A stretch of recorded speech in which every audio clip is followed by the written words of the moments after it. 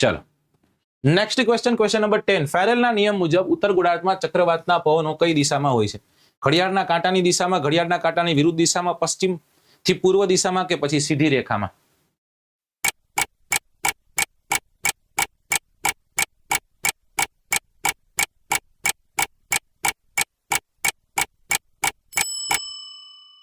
ચલો આમાં સાચો જવાબ છે ઘડિયાળના કાંટાની વિરુદ્ધ દિશામાં. જો એક વસ્તુ ફિક્સ યાદ રાખજો, ફેરેલ નામનો વૈજ્ઞાનિક છે ને એને એ એક વાત કહી ગયો કે આ પૃથ્વીનો ગોળો છે, આ પૃથ્વીના ગોળામાં પવનો છે ને પવનો આમ ચાલે, જો આમ ચાલે, આમ ચાલે.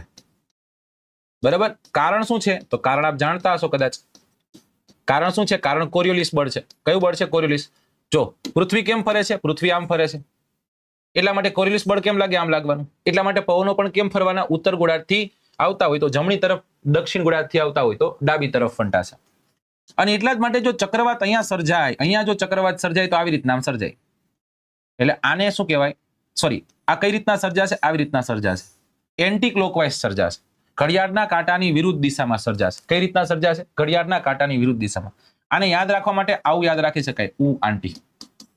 શું? ઉ આંટી. ઉ એટલે ઉત્તર ગોળાર્ધને, આંટી એટલે એન્ટી ક્લોકવાઇઝ થાય. તો પછી દક્ષિણ ગોળાર્ધમાં કેવું હોય? ક્લોકવાઇઝ હોય. બરાબર. આને વિષમ ઘડી દિશા કે આને સમઘડી દિશા કે. આ યાદ રાખજો.